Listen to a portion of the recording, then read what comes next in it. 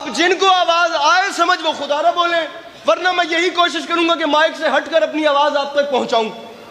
13 رجب کیا ہوا اب سنیے گا مجھے، خدا را آخر میں انشاءاللہ داد ہوگی۔ سامعین گرامی 12 رجب کا دن گزرا، 13 رجب کی شب آئی، آفتاب عالم تاب مغربی گھاٹیوں میں غروب ہو رہا تھا، عروج سے شب اپنے حجرہ مغربی سے نکل کر فضائے عالم میں گلگشت کر رہی تھی۔ سامعین گرامی منظر کچھ ایسا ہے کہ چاند ستارے کائنات کی مانگ میں موتی بھر رہے تھے، کہکشاں اپنی ہی پیشانی پر افشاں چھڑک رہی تھی، جنت اس شان سے سجائی گئی کہ زعفران کی گھاس لگائی گئی۔ جناب ابو طالب کے بیت الشرف سے ایک ماں چلتی چلتی خدا کے گھر کے سامنے آئی، اور اس ماں نے ایک ہی جملہ کہہ کے خدا کی قسم تاریخ رقم کر دی۔ اس ماں نے ایسے ہاتھ کا اشارہ کر کے فرمایا، میرے مالک گواہ رہنا، کیونکہ مجھے بلایا تو نے ہے، اس کی وجہ یہ ہے کہ تیرے گھر کو میرے بیٹے کی ضرورت ہے، ورنہ میرا علی تو جہاں جائے گا وہی کعبہ بن جائے۔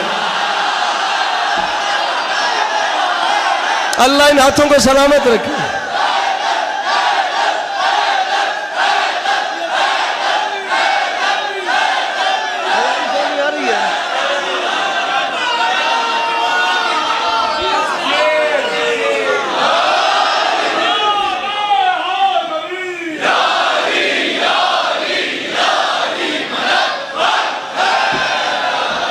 میرے مالک تیرے گھر کو میرے بیٹے کی ضرورت ہے، ورنہ یہ علی ہے، یہ تو جہاں جائے گا وہیں کعبہ۔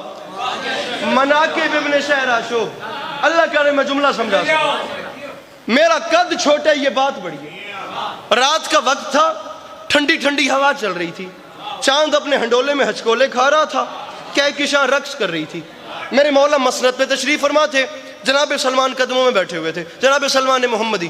ایسے ہاتھ باندھ کے سلمان نے فرمایا، مولا مدت گزر گئی آپ کے دروازے پہ، مولا مدتوں سے ایک سوال سلمان کے سینے میں ٹھاٹھے مار رہے، مولا آج آپس میں ہیں، اجازت دیں تو کروں؟ فرمایا سلمان بسم اللہ، سلمان بسم اللہ۔ سامعین گرامی بس آپ مجھے سنیے، میری آواز آپ کو آتی رہے گی، یہ چیزیں چلتی رہیں گی، آپ کی توجہ تقسیم نہ ہو۔ مولا سوال کرنا چاہتا ہوں، دیکھیے گا مجھے۔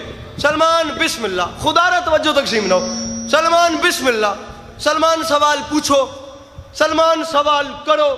جناب سلمان محمدی نے کہا، مولا زندگی گزر گئی آپ کی چوکھٹ پہ، ایک چھوٹا سا سوال لائے ہوں۔ مولا آپ کائنات آدم و عالم کی مشکل کشا ہیں، جو مشکل آپ کے در کے آگے سے گزرے وہ مشکل نہیں، وہ کشا ہو جاتی ہے۔ مولا پوچھنا یہ چاہتا ہوں، آپ دو جہان کے مشکل کشا ہیں، کیا واقعی کوئی ایسی مشکل ہے جو آپ علی کو بھی مشکل لگتی ہو؟ جناب مولانا میں ساؤنڈ سے بے نیاز ہو کے پڑھ رہا ہوں، وہ بندہ مجلس میں بے حضور ہے جو مسکرا بھی رضی بھائی نہیں سکتا۔ سلمان نے پوچھا، یا علی کوئی مشکل آپ کے لیے بھی مشکل ہے؟ جاگتے ہوئے سلمان کو علی نے فرمایا، سلمان میرے قریب آ۔ سلمان قریب آئے، سلمان کو سینے سے لگایا، سینے سے لگا کے کان پہ منہ رکھا۔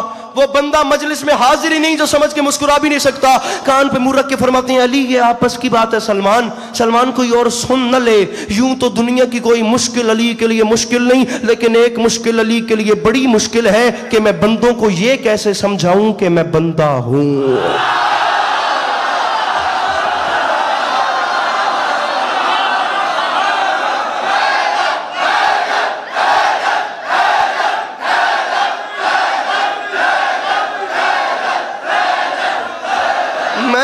بندوں کو یہ کیسے سمجھاؤں، میں بندوں کو یہ کیسے سمجھاؤں۔ پوری رات بھی عزت حسین کی قسم میں اپنا کوئی مضمون شروع نہیں کر پا رہا، صرف ماحول کی وجہ سے میرے ساتھ ماحول مل نہیں رہا، ورنہ میں بات کہیں اور لے چلتا۔ میں بندوں کو یہ کیسے سمجھاؤں کہ میں پوری رات بھی ولایت پڑھتا رہوں نا، مولا کی قسم پوری رات بھی یہ عنوان پڑھتا رہوں نا، میں ویسے بات سمیٹ نہیں سکتا۔ مولانا بلال کاظمی کے 2 مصرے میرے ذہن میں آ گئے، میں چاہتا ہوں میں بات سمجھا سکوں، میرے مولا خیر فرمائے۔